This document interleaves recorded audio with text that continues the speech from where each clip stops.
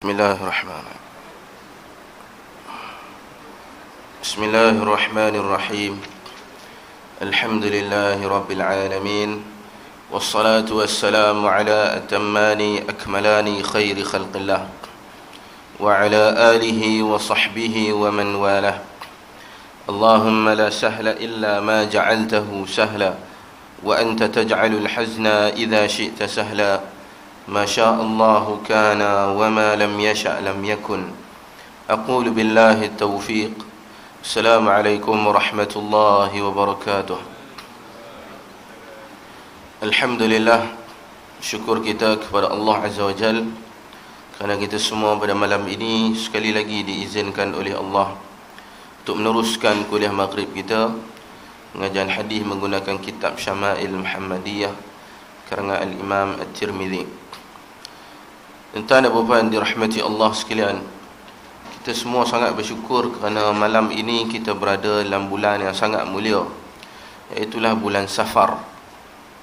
Dan setiap kali datang bulan Safar, banyak hadis-hadis akan dikitar semula tentang fadilat bulan Safar ataupun tentang keburukan bulan Safar. Para ahli hadis mereka telah membuat kaedah yang mudah bagi kita untuk berinteraksi dengan hadis-hadis berkaitan bulan Safar ini, sehingga kita dapati kesemua hadis tentang fadilat ataupun keburukan bulan Safar tidak ada satu pun yang sahih. Jadi datanglah apa saja sebut bulan Safar fadilat dari itu ini, ataupun bulan Safar ni tak baik, buruk, malang, ada satu sifat yang kata membawa malang, buat buruk pada kita, kesemuanya tidak sahih, satu pun tidak sahih. Antara hadis-hadis yang masyhur tentang bulan, terutama bulan Safar ni, dikatakan Nabi SAW bersabda tentang fadilat. Siapa yang mengingatkan, memberitahu tentang munculnya bulan Safar ini, maka dia akan mendapat khabar berita yang gembira daripada aku, dia akan masuk ke dalam syurga. Ini adalah hadis yang palsu. Di mana kata Al-Imam Al-Iraqi ketika dia mengkritik hadis, dia sebut hadis ni hadis yang palsu, hadis yang maudhu'. Bukan saja bulan Safar, bahkan semua bulan begitu. Siapa peringat tentang Muharram, dia akan dapat itu. Siapa peringat tentang Syaban, dia akan dapat itu. Siapa peringat tentang Ramadan, dia akan dapat itu. Semuanya hadis-hadis yang tidak sahih. Itu dari segi fadilat. Satu segi dari segi keburukan. Apa saja hadis sebut tentang buruknya bulan Safar, kita tahu hadis itu pasti tidak sahih. Kerana dalam Sahih Al-Bukhari, Nabi SAW bersabda tentang bulan Safar ni. Kata Nabi SAW, tidak ada malang dalam bulan Safar. Simple, ringkas. Tak ada malang dalam bulan Safar. Jadi ini penafian yang jelas dan nyata dalam Sahih Al-Bukhari. Jadi datang saja apa hadis sebut bulan Safar kena mandi ke, bulan Safar kita kena salat tolak bala ke, semuanya hadis ni pasti tidak sahih. Kerana Nabi telah nafi tentang apa saja keburukan yang datang pada bulan Safar ni. Jadi kita dapati beberapa amalan bulan Safar ni, ia datang daripada mana? Barangkali daripada Arab Jahiliyah. Kerana Arab Jahiliyah menganggap bulan Safar ni satu bulan yang malang semenjak zaman Nabi lagi. Jadi sebahagian kita bila anggap ia malang, dia akan buat suatu amalan, sama ada dia mandi untuk membuang malang yang datang dia, yang ada dalam badan dia, ataupun dia solat sekalipun untuk menolak malang tersebut. Sekalipun solat ini, kesemua solat-solat ni adalah solat yang palsu, yang tidak ada asas dalam agama ni. Sebahagian dalam kitab-kitab lama dia akan sebut tentang solat ni. Bila datang Safar, kita kena solat untuk tolak bala. Dan solat ni ada kaifiat dia tersendiri. Rakaat pertama baca inna a'taina, rakaat kedua qul huwallah, rakaat ketiga qul a'udzu birabbil falaq, rakaat keempat qul a'udzu birabbin nas. Dengan kaifiat, dengan tujuan khusus untuk menolak bala atau malang ni, semua ni dilarang dalam agama. Kerana sekalipun solat itu, kita solat minta kepada siapa? Sudah tentu minta kepada Allah. Kita solat minta ke Allah supaya kita dijauhkan daripada malapetaka. Memang minta kepada Allah, tetapi semata-mata minta kepada Allah tak memenuhi. tuntutan syarat dalam iman. Kerana iman itu mesti merangkumi tiga syarat ni. Sama ada membenarkan di dalam hati, membenarkan di mulut dia dengan mulut dia sendiri, dan juga membenarkan dengan perbuatan amal ibadat dia. Tiga ni mesti selari. Semata-mata dia kata niat dia baik, tak membadai bagi kita. Mesti amalan kena ikut juga selari, baru memenuhi sempurna iman satu orang. Jadi solat, kalau solat itu hanya semata-mata niat dia baik, sudah tentu kita kata solat ba'diyah subuh itu dibenarkan. Begitu juga solat ba'diyah asar. Kenapa dua waktu ini waktu yang dilarang bagi kita? Kerana ialah waktu yang Nabi SAW larang bagi kita. Kalau semata-mata ia niat yang baik, lepas subuh kita solat ba'diyah subuh. Tapi lepas subuh pada hari ni alhamdulillah semua kita habis subuh, sama ada dia balik ataupun dia duduk tunggu kuliah, ataupun dia tunggu untuk solat duha. Dia zikir, dia baca Quran sampai matahari naik tinggi sikit, dia boleh solat duha, ataupun sebagian ulama panggil solat isyraq. Ini samalah, benda yang sama, cuma isyraq ni solat di awal waktu, lepas matahari naik sedikit. Jadi dia tunggu bila matahari naik baru dia solat. Jika tidak, dia tak perlu solat, bahkan dia dilarang untuk solat. Maka kita lihat bukan semua solat adalah solat yang baik. Ada solat yang dilarang, ada solat yang tidak baik jika tidak kena pada kaifiat caranya yang telah digariskan bagi kita. Begitulah juga amal ibadat dalam bulan Safar ini. Mudah-mudahan kita semua diselamatkan daripada apa saja kefahaman, apa saja hadis-hadis yang tidak sahih berkaitan bulan Safar ini. Kerana kita semua adalah penuntut ilmu, dan penuntut ilmu beramal dengan ilmu, dan ilmu ni adalah ukuran kepada kebenaran, bukannya banyak ataupun sedikit amalan kita. Baik, tuan-tuan dan puan dirahmati Allah sekalian, kita masih membincangkan hadis daripada kitab Syama'il Muhammadiyah karangan At-Tirmizi. Pada kuliah yang lepas kita telah berhenti pada hadis yang ke-28 daripada bab cara Nabi sallallahu alaihi wasallam menyisat menyikat rambut. Menyikat rambut. Cara Nabi sallallahu alaihi wasallam menyikat rambut. Hari ini insya-Allah kita masuk hadis yang terakhir, hadis 29. Hadis yang terakhir dalam bab ini sebelum kita masuk bab tentang uban.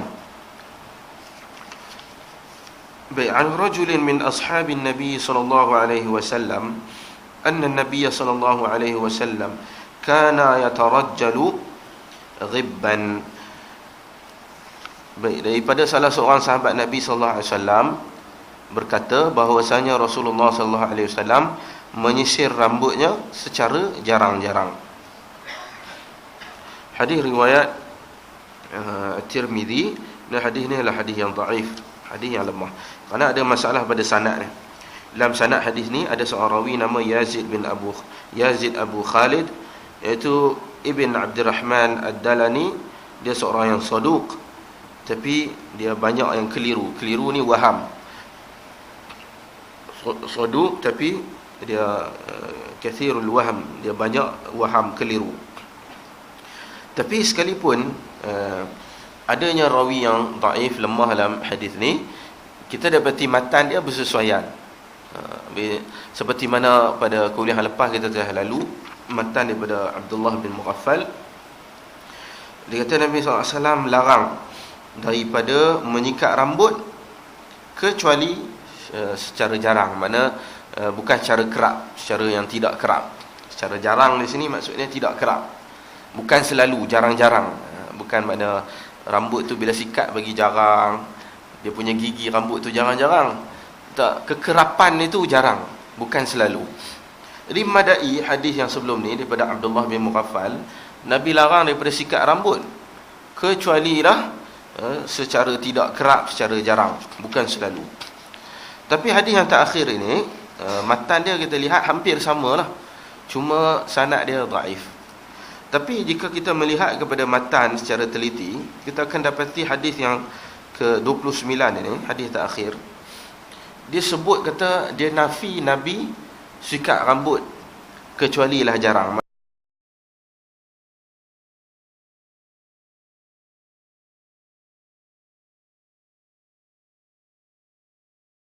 dia kata Nabi macam mana dia sikat rambut, dia sikat rambut, kekerapan itu jarang.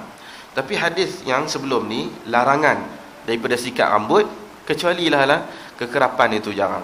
Beza yang terakhir ni dia kata Nabi sikat rambut ni jarang-jarang. Tetapi yang sebelum ni, yang sahihnya Nabi larang daripada kita sikat rambut selalu. Dua ni kita nampak ada sikit perbezaan. Untuk memahami di antara kedua ni, para ulama mereka kumpul dan mereka dapati kita sikat rambut ni jika tak ada keperluan. Itu maksud dia. Tak ada keperluan. Rambut dia memang dah elok dah, tapi nak sikat juga.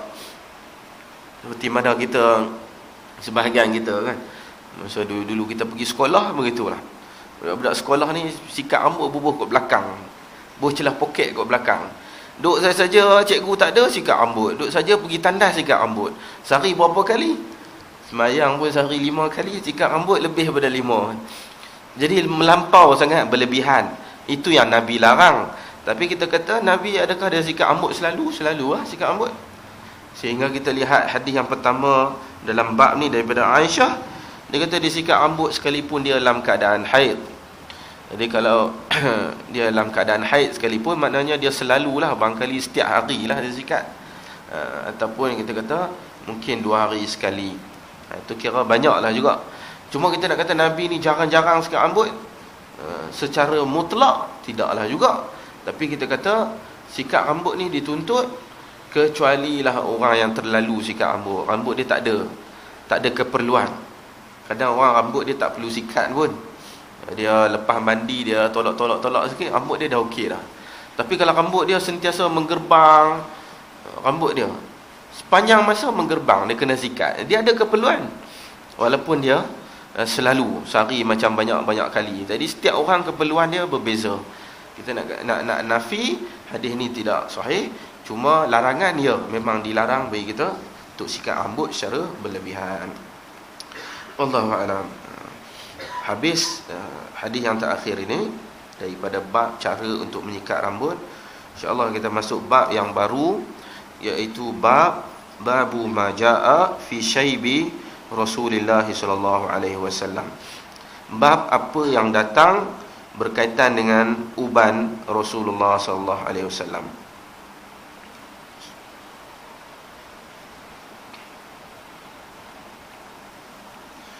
An Qatadah radhiyallahu anhu qala qultu li Anas bin Malik radhiyallahu anhu hal khadaba Rasulullah sallallahu alaihi wasallam qala lam yablugh dhalik innama kana shayban fi sidghayhi walakin Abu Bakr radhiyallahu ta'ala an khadaba bil hinna'i wal katami. Dari Qatadah dia berkata, aku bertanya kepada Anas bin Malik radhiyallahu an, apakah Rasulullah sallallahu alaihi wasallam memakai inai? Dia menjawab, tidak sampai demikian. Beliau memiliki uban di antara mata dan telinga, akan tetapi Abu Bakar memakai inai merah dan semu merah. Hadis ini hadis yang sahih, diriwayatkan oleh Al-Bukhari, tapi tak ada penyebutan Abu Bakar.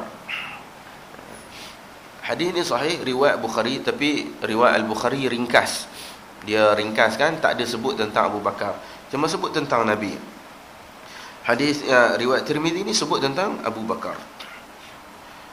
Juga diriwayatkan oleh Muslim seperti riwayat Asy-Syama'il. Diriwayatkan Abu Dawud dengan tambahan Abu Bakar dan Umar memakai inai.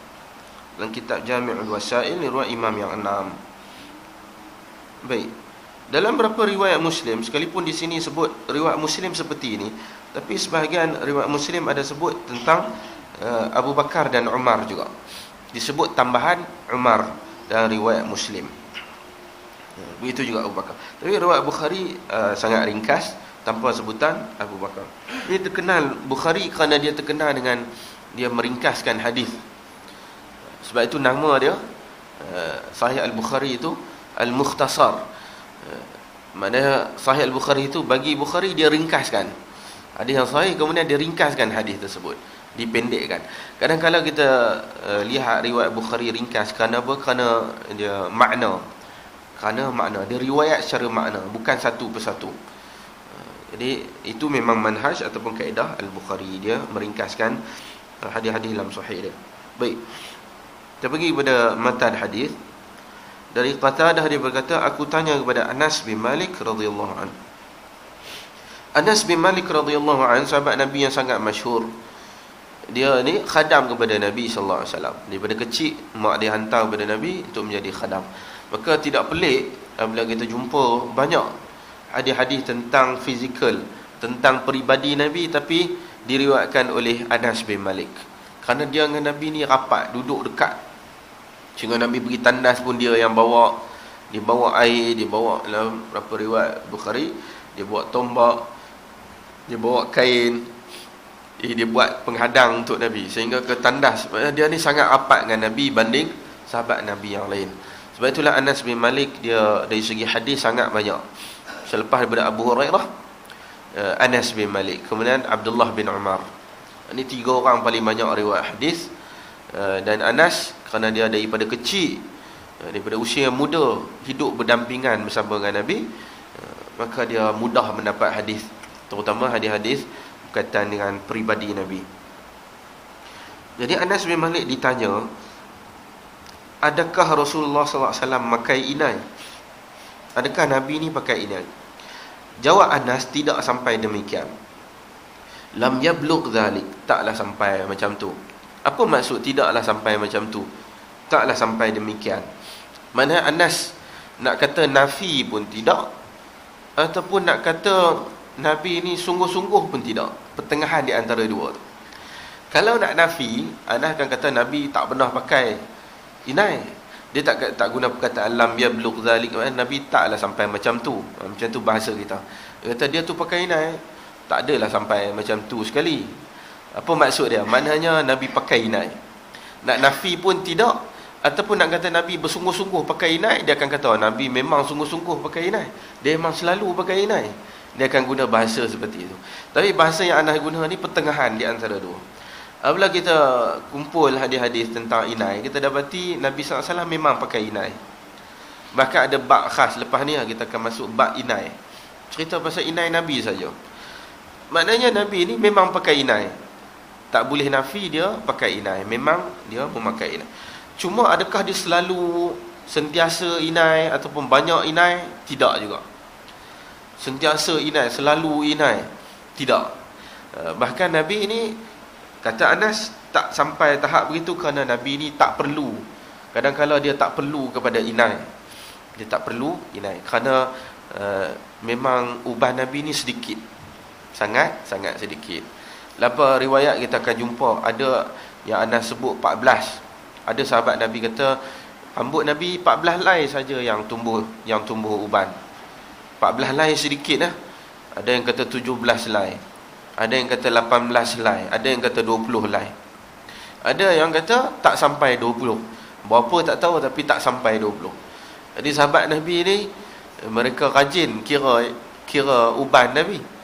Sampai belah-belah helai dia kira. Belas ni daripada rambut sikit lah. Rambut kita ni berapa kita pun tak tahu. Kita tak ada masa kita nak kira kan. Siapa rajin fikir rambut sendiri, ada berapa helai, jenuh nak kira. Jadi kalau dia boleh kira kata uban ada berapa, mana uban tu sikit lah, sangat sedikit. Kalau uban banyak ni orang tak larat kira, tapi kalau sikit larat kira. Maknanya Nabi, maksud Anas di sini, Nabi tak perlu pun nak inai. Sentiasa, maknanya Nabi pertengahan lah. Dia pernah inai dan dia juga tak sentiasa inai. Jadi menjawablah persoalan. Kemudian kata Anas lagi, Nabi memiliki uban di antara mata dan telinga. Sidghaih ni dari segi bahasa di antara mata dan telinga lah. Kawasan di antara mata dan telinga. Ataupun kita boleh kata sidghaih ni di tepi dahi. Tepi dahi kita ni, inilah kawasannya. Ni mata kita, ni telinga kita. Rambut yang tumbuh di antara mata dan telinga kat sini je lah. Jadi area ni, tepi di antara tepi dahi sampailah ke sebelum capai telinga ni, sekitar ni. Mana Anas kata tepi ni ada dia punya uban-uban Nabi tumbuh kat tepi-tepi ni. Itu maksudnya. Jadi sikitlah uban Nabi ni, sikit, sekitar kawasan ni. Akan tetapi Abu Bakar memakai inai merah dan semu merah. Dalam matan hadis sebut henna. Henna ni inai yang ada pada hari ni lah henna. Inai. Kalau kita pergi Mekah, Madinah dia inai dia buh dalam macam ubat gigi tu. Macam paste ubat gigi. Kita tekan dia keluar terus. Itu yang moden ada hari ni lah inai. Dia panggil henna juga kat situ lah. Dia akan tulis henna. Itulah. Kalau kita nak faham henna tu apa, yang tu lah. Inai yang ada hari ni. Yang kita duk buat lukis atas tangan ke buh kat tangan. Itulah henna. Kemudian katam. Penterjemah kita tulis semu merah. Katam ni, dia juga macam inai. Dia sejenis tumbuhan. Ataupun kita kata dia tumbuhan yang hidup lah. Rumput ke ataupun tumbuh-tumbuhan lah, daun. Katam ini dia macam inai juga. Macam inai. Cuma hari ini tak masyhur katam ni. Tak digunakan dengan meluas, melainkan henna ni, inai. Katam lebih kurang inai. Cuma dari segi warna. Sebagian ulama kata katam ni warna dia hijau. Barangkali hijau tu hijau pekat lah, hijau gelap. Sebahagian kata henna ni warna hitam. Dia hampir kepada kehitaman. Tapi yang masyhur hitam lah. Katam ni yang masyhur hitam. Bukan yang masyhur dengan hijau. Ni sebahagian ulama yang sebut hijau. Tapi kita pegang dengan yang masyhur. Majoriti lah ulama sebut katam ni warna dia hitam. Jadi katam hitam, henna ni merah. Warna merah. Dalam matan ni sebut Abu Bakar dia warna rambut dia dengan inai dan juga katam. Kalau disebut atau katam, ini masalah. Kerana katam ni warna hijau dan katam ni warna hitam. Dalam beberapa riwayat sebut tentang larangan warna rambut dengan warna hitam. Larangan warna dengan warna hitam. Kalau dia kata Abu Bakar dia warna dengan inai ataupun katam, ini masalah. Tapi disebut dan juga katam.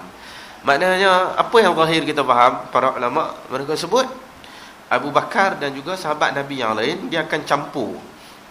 Dia ambil inai dengan katam, dua ni campur. Bila campur dia jadi merah hitam. Mana merah tu gelap. Merah taklah jadi oren.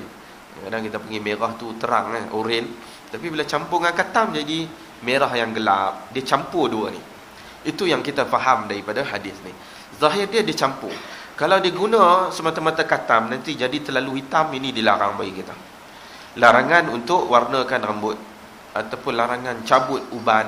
Bila kita warna rambut dengan hitam, orang sangka dia tak beruban. Kadang mungkin umur dia 60-an, tapi uban tak ada. Orang kata dia ni muda, mungkin 40-an dia. Tapi hakikat dia umur dia 60-an. Orang sangka 40-an. Sebab apa? Rambut dia hitam, dia warna semua jadi hitam. Jadi ni dilarang bagi kita. Kecuali untuk orang yang sakit. Kita boleh jumpa orang kadang 20-an, rambut putih ya. Banyak uban dia tumbuh banyak. Sedangkan usia dia tak normal untuk tumbuh uban seperti itu. Jadi dia ni dibenarkan untuk warna hitam untuk menutup uban dia. Tapi kalau dia dah memang berusia dan uban tu normal, dilarang untuk warna hitam, melainkan warna untuk merah kehitaman ini dibenarkan, campur di antara dua warna ni. Ini dibenarkan bagi kita. Wallahu a'lam. Jadi yang dimaksudkan katam di sini kata yang bercampur, dia campuran di antara inai, bukannya semata-mata katam kerana ditakuti katam ni berwarna hitam. Wallahu a'lam. Baik, kita masuk hadis yang seterusnya. Hadis daripada Anas bin Malik. Masih lagi Anas bin Malik. Baik, an Anas bin Malik radhiyallahu anhu qala ma adattu fi ra'si Rasulillah sallallahu alaihi wasallam wa lihyatihi illa 14 sya'ratan bayda'a. Dari Anas bin Malik radhiyallahu an, dia berkata, aku hanya menemukan di kepala dan janggut Rasulullah sallallahu alaihi wasallam 14 rambut putih, iaitulah uban. Baik, hadis yang sahih riwayat Ibn Majah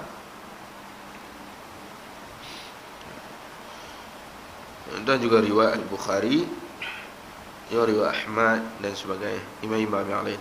Baik, madai bagi kita riwayat Bukhari dan yang lain, hadis ini sahih. Baik, kita pergi matan hadis. Kata Anas bin Malik, dia hanya berjumpa ataupun dia hanya mendapati di kepala dan janggut Nabi uban sebanyak 14 rambut, 14 helai rambut.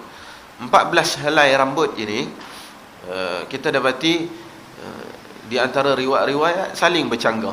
Ada sebut 14, ada sebut 17, 20 dan sebagainya. Ada yang anda sebut tak sampai 20. Ini zahirnya nampak macam bercanggah, tetapi tidaklah bercanggah hakikat dia.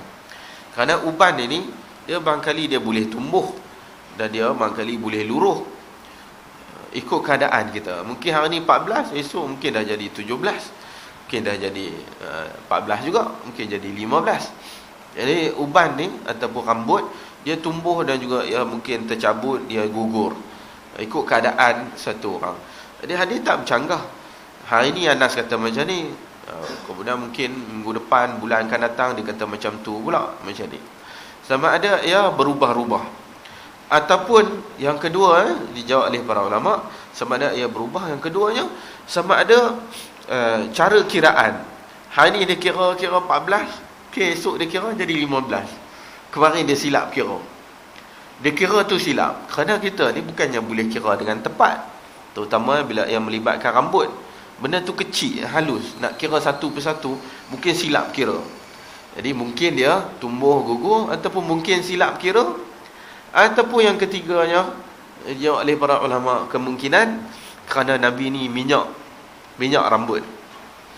Bila dia minyak rambut, uban tu tak nampak, dia ditutup oleh minyak, kilauan minyak tu. Jadi bila Nabi minyak rambut, tak apa nampak uban tu. Kemarin duk kira 14, hari ni kenapa jadi kurang? Sebab hari ni minyak bukan kurang, kita yang tak apa nampak. Mata kita yang tengok nampak macam bukan uban, sebabkan minyak itu sendiri.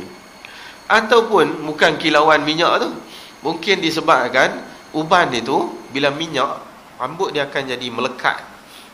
Uban tu melekat, rambut yang hitam tutup dia jadi melekat-lekat. Beza bila kita minyak dengan rambut kita kering, lebih jelas rambut satu-satu dia jadi lerai, tak berlekat. Tapi bila minyak melekat-lekat, dia duduk kat bawah, yang hitam tu tutup kat atas, barangkali itu. Jadi sehingga ke tahap itu para ulama dia cuba nak faham kenapa yang ni berbeza-beza. Jadi para sahabat cerita apa yang dia nampak. Bukannya tak semestinya tepat 100% tepat, tak semesti. Dia agak ajalah, dia agak-agak rambut ikut keadaan rambut dia tu. Wallahu a'lam. Sebab itu kita lihat Anas kejap cerita 14, kejap cerita 17, kejap je cerita 20. Kerana ikut keadaan. Tak ada percanggahan di situ. Allah Ta'ala alam. Baik, kita masuk hadis yang seterusnya.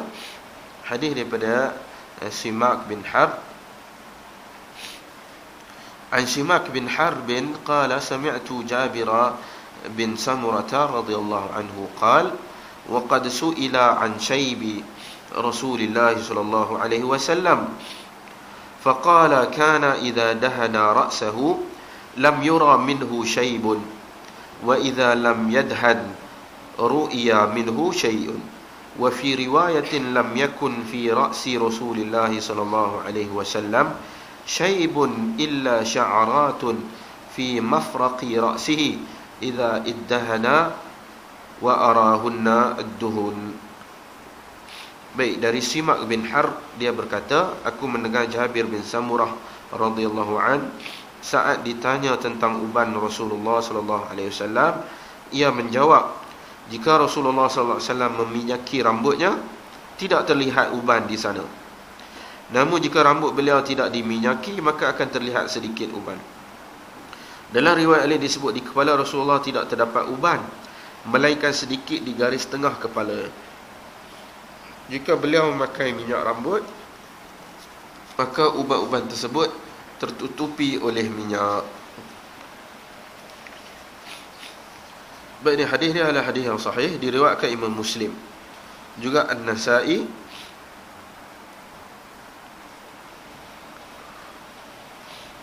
dan disahihkan oleh Al-Hakim, disepakati oleh Al-Tahabi, juga diriwayatkan oleh Imam Ahmad. Hadis yang sahih, Madai kita kata, riwayat Imam Muslim, begitu juga diriwayatkan oleh imam-imam yang lain. Baik, Kita pergi kepada matan hadis. Dari Simak bin Harb, dia berkata, aku mendengar Jabir bin Samurah radhiyallahu an ketika mana ditanya tentang uban Nabi. Orang tanya kepada Jabir tentang bagaimana keadaan uban Nabi.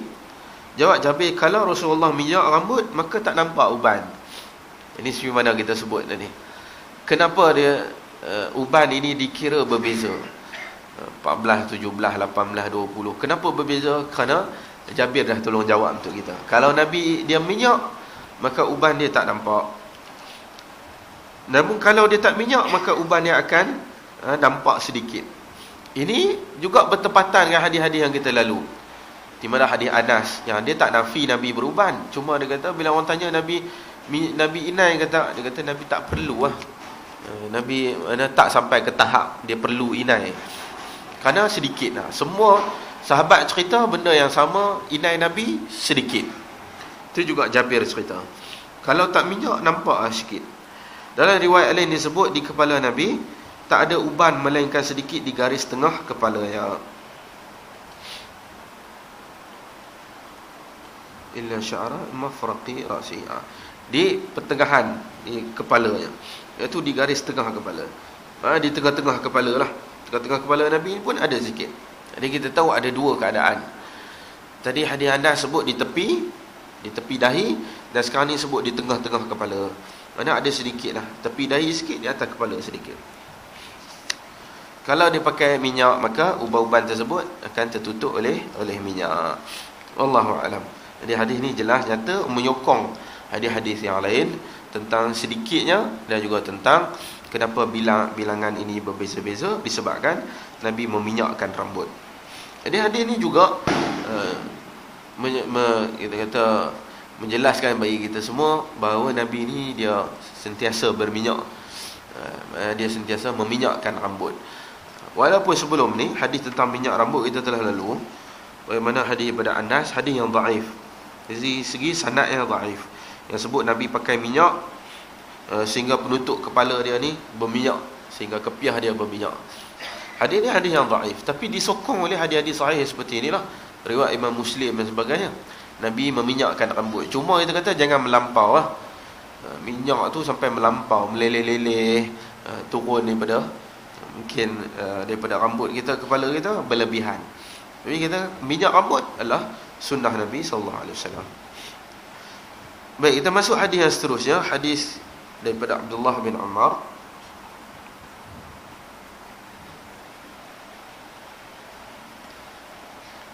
Baik. An Abdullah bin Umar radhiyallahu anhu qala innama kana shaybu Rasulillah sallallahu alaihi wasallam nahwan min 20 sya'ratan bayda'a.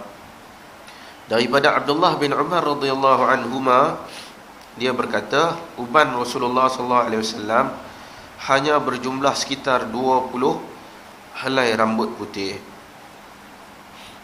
Hadis ini sahih, riwayat Ibn Majah, juga Ahmad, dan juga disahihkan oleh Al-Busiri dalam Az-Zawaid.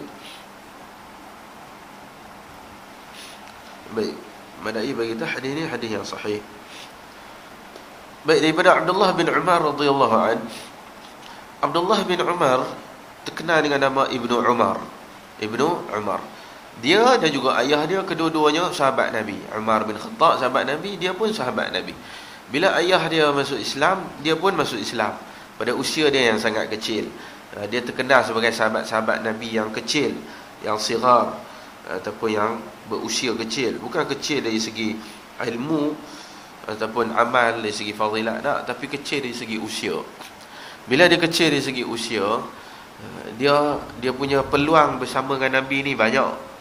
Hadis dia banyak. Tak pelik, hadis Ibnu Umar ni sangat banyak. Masuk mana-mana kita hadis pun akan jumpa nama-nama seperti ini, Ibnu Umar. Kerana dia ni selepas daripada Abu Hurairah, Anas, Ibnu Umar lah orang ketiga paling banyak meriwayatkan hadis. Sebabkan dia ni banyak meriwayatkan hadis, daripada kecil dia sentiasa menuntut ilmu, maka dia muncul sebagai jago dalam bidang ilmu. Dalam bidang ilmu, Ibnu Umar dia jago. Kerana apa? Kerana dia satu orang yang ketika berlakunya fitnah, dia berkecuali menyendiri, dia tak campur. Walaupun dia seorang yang berani, banyak mengikuti ekspedisi jihad. Contohnya pembukaan Palestin, Ibn Umar ni antara yang membuka Palestin. Zaman ayah dia khalifah, ayah dia berada di Madinah, dia sendiri pergi ke Palestin untuk membuka Palestin. Jadi Ibn Umar nak kata dia ni tak pandai berperang, tidak. Dia orang yang kuat berjihad, bahkan membuka Palestin. Tapi bila berlakunya peperangan di antara Ali dan juga Aisyah, itu juga peperangan di antara Ali, Muawiyah, Ibn Umar tak campur. Bahkan dia menyendiri, berkecuali dia pergi ke Mekah, dia duduk di Mekah, terutama bulan-bulan haji. Musim haji Ibn Umar terkenal mengeluarkan fatwa. Di musim haji dia duduk di Mekah, orang tanya soalan banyak kepada dia. Disebabkan dia ni banyak keluar fatwa dan dia banyak riwayat hadis, dia muncul sebagai jago dalam bidang fiqh, dalam fiqh. Dia daripada anak-anak murid Abdullah bin Umar ni munculnya imam kita Asy-Syafi'i. Al-Imam Asy-Syafi'i. Asy-Syafi'i berguru dengan guru-guru dia ni, sambung sampai Abdullah bin Umar, sampai Nabi. Imam kita dengan Nabi bersambung melalui anak-anak murid Abdullah bin Umar, sambung Abdullah bin Umar, sambung dengan Nabi. Jadi kerana dia ni banyak keluarkan fatwa, fatwa-fatwa dia agak ketat sikit lah. Macam mazhab kita Asy-Syafi'i ni ketat sikit banding mazhab lain. Terutama Asy-Syafi'i dalam masalah ahli kitab, terutamanya Kristian, Nasrani. Kristian bagi mazhab Syafi'i, kalau kita rujuk kitab Syafi'i, mereka agak ketat. Dan mereka buat satu kaedah, orang Kristian kalau sebelum Nabi jadi rasul, naik jadi rasul, mereka Kristian. Yang ni boleh pekan. Tapi bila Nabi jadi rasul, lepas Nabi jadi rasul baru dia masuk Kristian, itu tak boleh makan sembelihan dia. Macam hari ni habis tak boleh makan dah. Nabi dah wafat dah, dia baru nak masuk jadi Kristian, tak boleh. Mereka ni dilarang untuk sembelihan dia. Kerana dari dalil dia pun ada lah, dari dalil larangan. Ada hadis Nabi larang daripada makan sembelihan orang Kristian yang berbangsa Arab. Dia tengok balik bangsa Arab tu kenapa Nabi larang, sedangkan dia Kristian. Kerana dia ni masuk Kristian tu lewat, ataupun mereka ni orang-orang baru Kristian, bukannya Kristian memang daripada dulu. Jadi dia asingkan di antara. Itu antara beberapa yang dia tegas sikit. Masalah makan minum binatang dua alam, dia larang kita makan. Jadi itu antara ketegasan dalam mazhab Syafi'i, diwarisi daripada Abdullah bin Umar radhiyallahu anhu. Abdullah bin Umar dia berkata, uban Rasulullah sallallahu alaihi wasallam hanya berjumlah sekitar 20. Lebih kurang 20. Nahwan ni lebih kurang maksud dia. Dalam bahasa mudah hari ni lebih kurang. Ataupun dia sekitar 20 helai rambut putih. Abdullah bin Umar pun tak sebut dengan pasti kata rambut Nabi 20 helai. Tidak. Dia pun kata lebih kurang 20 lah. Okay, 21, 19, 18, lebih kurang lah 20. Kerana di mana kita sebut tadi lah, setiap sahabat dia akan cerita apa yang dia nampak, apa yang dia kira, berdasarkan apa yang kita sebut tadi, kemungkinan tu. Mana rambut, kiraan dia sendiri salah, ataupun rambut itu kadang tumbuh dan kadang ia gugur ikut keadaan satu orang. Jadi begitulah Abdullah bin Umar sebut lebih kurang nahwan, lebih kurang 20 helai. Baik. Ini hadis yang terakhir tentang bilangan helaian rambut Nabi. Baik. Kenapa para sahabat ni sehingga ke tahap mengira bilangan helai rambut Nabi sampai tahap itu dia kira? Kerana para sahabat ni sangat mencintai Rasul, sayangnya kepada Rasul sehingga ke tahap itu. Kita ambillah satu contoh. Kita ni orang yang paling kita sayang siapa? Barangkali mak kita lah. Siapa di antara yang kat sini boleh kira mak dia ada berapa helai rambut putih?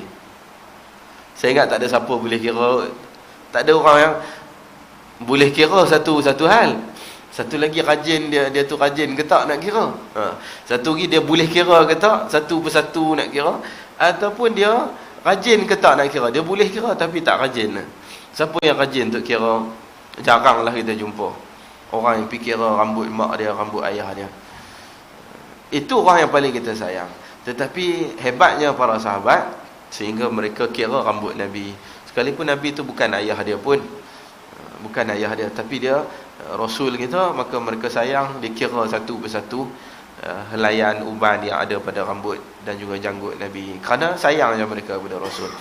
Jadi ini satu tahap sayang yang cukup tinggi lah, tingkatan yang cukup tinggi, yang hanya dibuat oleh para sahabat Nabi. Mudah-mudahan kita ni bila kita baca hadis ni, kita pun ada rasa sayang lah kepada Rasul ni.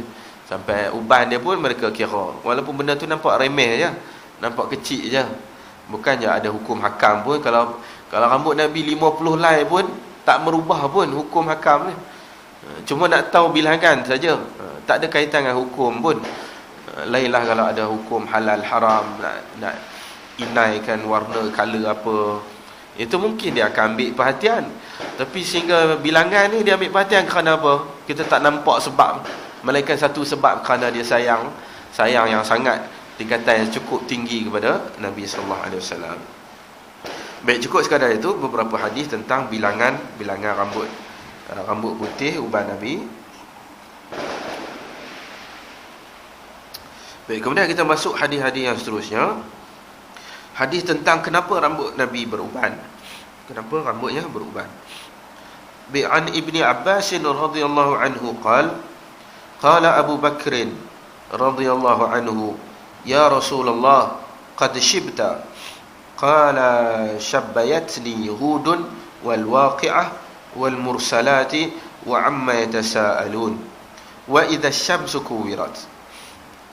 Daripada Ibnu Abbas radhiyallahu anhuma, dia berkata, Abu Bakar radhiyallahu an berkata, wahai Rasulullah, engkau telah beruban.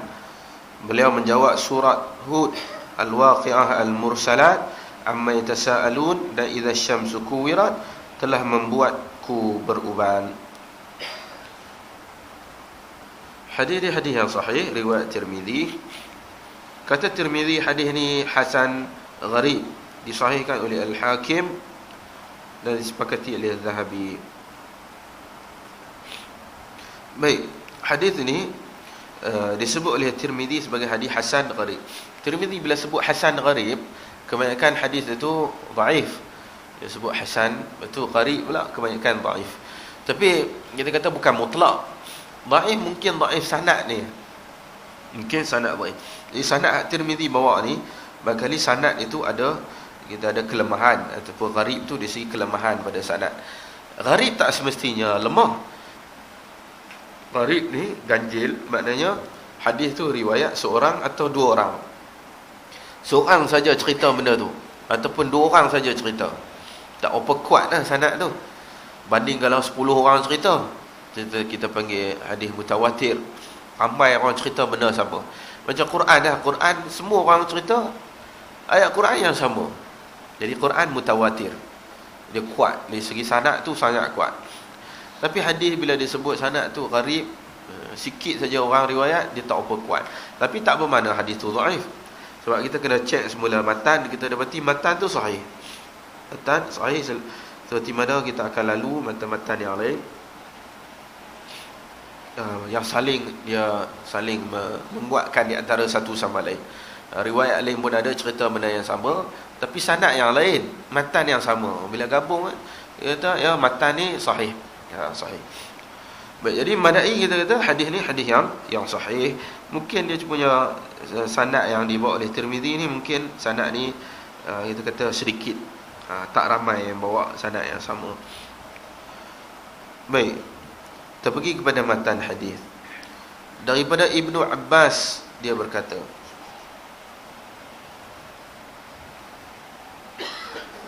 Ibnu Abbas, Abdullah bin Abbas radhiyallahu anhu, ayah dia Abbas bin Abdul Muttalib adalah bapa saudara Nabi. Ibnu Abbas sepupu Nabi. Ibnu Abbas sepupu Nabi. Jadi sepupu-sepupu Nabi ni ada yang beriman, ada yang tidak beriman. Bukan semua yang keluarga. Jadi kita kena ingat, keluarga Nabi semata-mata tidaklah ada kita kata sebarang keistimewaan, melainkan dia mestilah beriman. Tapi Abdullah bin Abbas dengan ayah dia, dua ni memang sangat rapat dengan Nabi. Mak kepada Ibnu Abbas ni Ummu Fadal, kerana abang dia ada nama Fadal, mak dia pakai nama Ummu Fadal. Mak dia dengan Khadijah kawan baik, rapat. Mereka ni masuk Islam awal, zaman Khadijah lagi dah masuk Islam. Jadi dia keluarga Nabi, lepas tu masuk Islam pun awal, rapat pun rapat. Maka dia ni Abdullah bin Abbas, hadis dia sangat banyak hadis dia. Selepas daripada Abu Hurairah, Anas, Abdullah bin Umar, Aisyah, lepas tu Ibnu Abbas, Abdullah bin Abbas. Ini 5 orang ranking paling banyak meriwayatkan hadis. Jadi dia ni muncul sebagai tokoh dalam bidang hadis, betul juga tokoh dalam bidang fiqh. Fiqh dia, ada murid dia berkembang sehingga melahirkan Abu Hanifah, itu pengasas pada mazhab Hanafi. Abu Hanifah tu dia berguru, guru-guru dia ni bersambung sampai Abdullah bin Abbas, sampailah sambung kepada Nabi sallallahu alaihi wasallam. Jadi imam mazhab ni dipengaruhi oleh para sahabat Nabi, terutama Abdullah bin Abbas lah. Ibnu Abbas dia berbeza dengan Ibnu Umar kerana dia ni banyak fatwa-fatwa dia ringan sikit lah berbanding dengan Ibnu Umar. Ringan, fatwa dia agak ringan. Sebab tu mazhab Hanafi fatwa dia pun ringan-ringan sikit. Mazhab dia agak ringan. Dalam setengah keadaan lah ringan, setengah keadaan lagi berat. Ada setengah keadaan berat, macam makanan laut. Mazhab Hanafi makanan laut dia ikan saja, yang lain haram untuk makan. Macam sotong, siput ke, kerang, atau ketam ke, bagi mereka tak halal untuk makan kecuali ikan saja. Sebab lah hadis sebut ikan dia. Lah hadis kita, Allahu alam, setakat ni kita tak pernah jumpa lah sebut tentang sotong, sebut tentang binatang-binatang laut. Mungkin tak ada lah kot. Mungkin sebab binatang tu mungkin duduk dalam, laut yang dalam sikit, jadi tak disebut. Tak tahulah. Tapi yang disebut tentang ikan ada. Sebut ikan. Nabi sendiri pakai ikan, dan sahabat dia pun pakai ikan. Jadi mazhab Hanafi sebut ikan saja yang halal dimakan, selain tu tak halal. Jadi dia berat kat situ lah. Berat kat situ. Setengah benar dia ringan. Jadi Abdullah bin Abbas, sepupu Nabi yang beriman awal. Ada sepupu Nabi yang tak beriman pun ada. Dalam sirah kita boleh nampak sebahagian sepupu Nabi, seperti anak Abu Jahal. Anak Abu Jahal pakcik dia. Anak Abu Jahal tu pun sepupu dia juga. Tapi anak dengan bapa dua-dua tak beriman. Bahkan anak dengan bapa kedua-duanya jahat. Sangat jahat kedua-dua. Sehingga anak dia ni Nabi doa. Anak Abu Jahal ni dalam sirah kita boleh lihat dalam hadis-hadis yang sahih. Anak Abu Jahal ni dia jahat tak jahat masa zaman Nabi mula menjadi Rasul. Dia ni selalu maki Nabi sampai dia koyak baju Nabi. Nabi duduk saja dia koyak baju Nabi. Sehingga Nabi berdoa untuk dia. Dia antara yang kena doa Nabi. Nabi doa kepada dia supaya dia ni dimakan oleh binatang buas. Di mana kita selalu doa, kalau kita doa qunut nazilah, doa kepada musuh Islam kita kata, wasallit alaihim kalban min kilabik. Dan kita doa kepada, ya Allah, bagilah kalban ni asalnya anjing. Dia ni mati dibunuh oleh anjing dari segi bahasa. Kita doa kepada musuh Islam. Ini doa, ambil mana doa ni? Ambil doa Nabi untuk sepupu dia ni. Nabi marah dia doa. Dan terbukti Allah kabul doa Nabi. Dia ni ketika mana dia pergi berdagang, nak pergi ke Syam, pergi ke Syria berdagang. Bila dia berdagang tengah-tengah jalan dia ni mati dibaham oleh singa. Tapi dari segi bahasa kalbun ni anjing lah, kita duk belajar kat sekolah, kalbun anjing. Kalbun ni anjing. Tapi dari segi bahasa Arab, kalbun ni membawa maksud binatang buas pun boleh. Anjing boleh, binatang buas pun boleh. Jadi dalam hadis ni merujuk binatang buas. Dia ni mati dibaham oleh singa ketika perjalanan dia menuju ke Syam. Jadi ni antara beberapa kisah tentang sepupu-sepupu Nabi lah. Dia Abdullah bin Abbas, sepupu dia yang beriman masuk Islam awal. Kata Ibnu Abbas radhiyallahu anhu, Abu Bakar berkata, wahai Rasulullah, engkau telah beruban.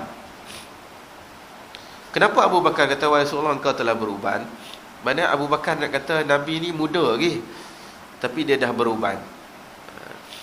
Kalau Nabi dah sesuai keadaan uban, dia dah tua beruban, Abu Bakar tak tanya Nabi, kenapa dah beruban ni?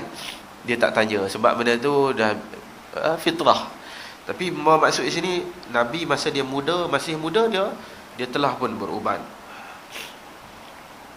Di mana kita tahu Nabi SAW menjadi Rasul umur 40.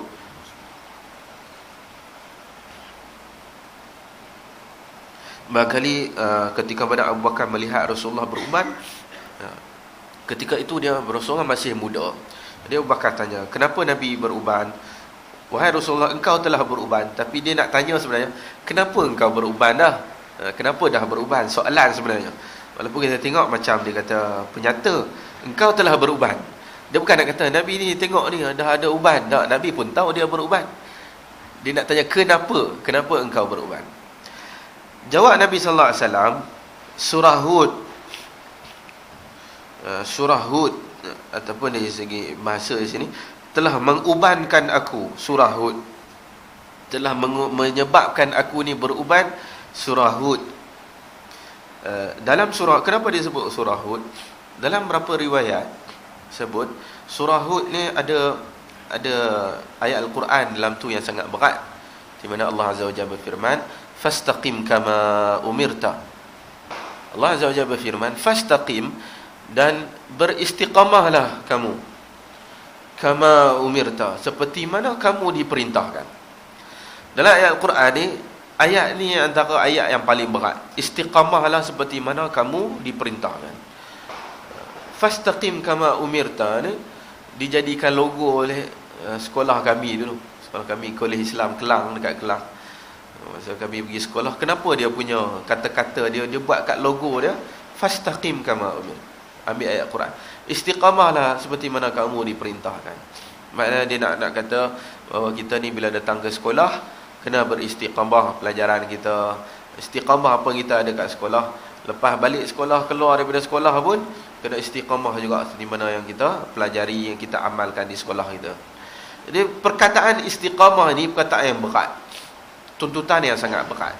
Mungkin orang tu, kita kata hari ni dia, contoh dia kaya hari ni, dia boleh sedekah banyak, mungkin dia sedekah 1 juta. Dia kata hebat, tetapi boleh tak dia buat setiap hari 1 juta? Tak boleh buat. Boleh buat tapi berat, sangat berat. Istiqamah ni benda yang sangat berat. Atau kita kata hari ni kita pergi kuliah, tapi boleh tak setiap hari pergi kuliah? Tak boleh, berat. Macam hari ni kita kata kita pergi, kita solat jamaah. Solat jamaah bagus je kata, tapi cuba buat tak 5 waktu, boleh ke tak buat? Berat nak buat. Jadi istiqamah ni buat sentiasa, konsisten ni bukan satu benda yang ringan, sangat berat nak buat. Sehingga para ahli sufi, walaupun mungkin kita kadang tak apa setuju ahli sufi ni, tapi setengah benda dia cakap betul juga. Ahli sufi kadang disebut istiqamah itu lebih baik daripada karamah. Dia kata istiqamah lebih baik daripada karamah. Karamah ni mana kelebihan lah Allah bagi, boleh jadi kepada satu orang hamba, Allah bagi kat dia kelebihan, dia boleh. Tapi kalau istiqamah ni, dia boleh buat satu benda ibadat sentiasa, konsisten. Karamah mungkin sekali tu dia boleh dapat. Contoh satu orang, kita selalu dengar karamah ni terbang lah, jalan atas air. Dia kata bukan itu karamah hakikat sebenarnya. Jadi karamah ni satu benda yang Allah bagi, yang dia tak dapat pada orang yang lain lah. Allah bagi kelebihan pada dia. Mungkin kadang karamah ni dari segi gerak hati, dia rasa nak buat tapi macam tak sedap hati, dia tak buat. Tapi kalau istiqamah ni, dia boleh solat 5 waktu, dia tu barangkali dia diberi kelebihan fadilat besar. Dia boleh solat jamaah 5 waktu, fadilat dia tu besar dapat kat dia. Ini antara yang apa disebut oleh para ahli sufi ni, barangkali betul lah apa mereka sebut. Pada istiqamah benda yang sangat berat. Jadi Nabi kata bila surah Hud turun kat dia, Nabi beruban. Sebab apa beruban? Berat surah tu. Tuntutan, antara tuntutan dia supaya istiqamah dalam surah ni. Kemudian surah Al-Waqi'ah, Al-Mursalat, amma yatasaalun idza syamsu kuwirat. Semua surah-surah ni jika kita teliti membawa pembawaan yang sama. Semua surah ni. Semua surah ni cerita tentang hari kiamat. Cerita tentang azab api neraka. Cerita tentang azab-azab lah. Dia cerita satu benda yang buruk, benda yang kita tak suka dengar, benda yang berat, beri tekanan. Dia menyebabkan kita stres, kita baca, kita rasa takut. Kesemua pembawaan dia sama. Ini yang dimaksudkan oleh hadis ni. Surah-surah ni surah yang berat, surah tentang kiamat, tentang neraka. Bila turun kepada Nabi, Nabi rasa berat, Nabi rasa takut, jadi beruban kerana benda tu. Ini secara fitrah manusia macam tu lah. Manusia kalau dia stres, ya, dia beruban cepat. Dia nampak tua. Tengok, nampak tua, usia muda tapi nampak tua. Apa stres, kerja banyak. Setiap hari dia kerja dia tekanan dia tinggi. Jadi dia nampak tua berbanding usia yang sebenar. Fitrah manusia macam tu lah. Bila kita diberi satu beban berat, tanggungjawab kita berat, kita stres, tekanan kuat, kita nampak macam tua. Padahal tak tua lagi, muda lagi, tapi nampak macam tua, uban dan sebagainya. Itu fitrah manusia lah. Begitu juga Nabi sendiri tak terlepas daripada fitrah ni. Bila dia diturunkan ayat-ayat yang berat macam ni, dia jadi beruban rambut dia. Rambut dia beruban. Jadi ayat Al-Quran ni ayat-ayat yang berat lah. Cerita tentang syurga, neraka, cerita tentang azab hari kiamat dan sebagainya. Baik. Para ulama sebagian seperti Zamakhsyari, dia ada bawa beberapa riwayat sebut tentang seorang lelaki. Seorang lelaki rambut dia hitam. Dikatakan ada seorang lelaki rambut dia hitam. Bila esok rambut dia putih. Tengok, kemarin hitam, hari ni putih dah. Sebab apa? Dia kata semalam dia mimpi hari kiamat. Dia nampak hari kiamat, pagi ni bangun-bangun putih rambut dia, tumbuh rambut dia. Ni wallahu alam, dari segi kesahihan tak tahu sahih ke tak. Tapi ni kadang ni cerita-cerita ulama dia bawa. Dia cerita, kita kata cerita teladan lah. Cerita tauladan. Dari segi kesahihan tak kita anggap benda tu sahih. Tapi kita kata, nak kata dia ni betapa menakutkan dia, mimpi dia tu sampai pagi bangun putih lah rambut dia. Kemarin putih, kemarin hitam, hari ni putih. Dari segi kesahihan tidaklah. Cuma kita kata kadang para ulama dia bawa cerita-cerita macam ni. Sebab apa? Dia nak bagi kita tauladan je, cerita bagi kita takut. Wallahu a'lam. Tapi asas dia apabila kita sentiasa membaca sesuatu yang berat macam ni, kaya akan menumbuhkan uban-uban kita. Baik. Dalam beberapa hadis riwayat yang sahih, Nabi SAW ada peringat kita. Nabi kata, kalaulah kamu tahu apa yang aku tahu. Kalau kita ni tahu apa yang Nabi tahu, maka sudah tentu kita akan banyak menangis, tetapi kurang ketawa. Kurang ketawa dan banyak menangis. Kalaulah kita tahu apa yang Nabi tahu. Merujuk kepada ni lah azab-azab ni. Sama ada semua azab, azab kubur, azab api neraka, azab pada hari akhirat, azab ketika mahsyar, nak tunggu kita punya penghitungan. Ini semua kalaulah kita tahu dahsyat tak dahsyatnya, sudah tentu kita akan banyak menangis dan kurang ketawa. Allah Ta'ala alam. Itulah secara ringkasnya tentang hadis-hadis kita lalu kaitan dengan uban Nabi SAW. Banyak yang kita dapat faedah daripada hanya kaitan dengan uban. Sama ada faedah mengingatkan kita kepada mati, ingatkan kita kepada azab api neraka, dan juga faedah-faedah untuk mencintai Rasul, dan faedah hukum hakam mewarnakan rambut. Allah Ta'ala alam. Jika ada sebarang soalan, 1-2 soalan sebelum kita berhenti untuk solat Isyak.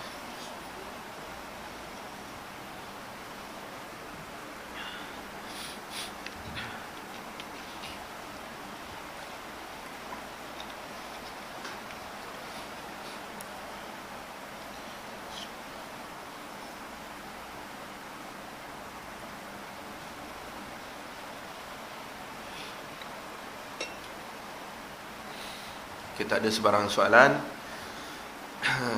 InsyaAllah saya mohon tuan-tuan dan puan doakan sedikit untuk saya. Sejak beberapa hari yang lepas duk makan ubat antibiotik pun belum lagi lega daripada sesama dan demam. Kemarin seharian tak buat apa, seharian tak bekerja, hanya berehat di rumah. Hari ni kurang sikit. Mudah-mudahan tuan-tuan dan puan jaga kesihatan dan tolong doakan bagi mudahkan urusan saya sini, diangkat sakitan ini. Dan saya mohon lepas ni seorang jadi imam solat Isyak. Saya tak dapat jadi imam insya-Allah. Seorang kan tolong jadi imam. Oh, kita ada imam dah. Jadi kita tak payah duk tanya dah telah pun dilantik imam kita.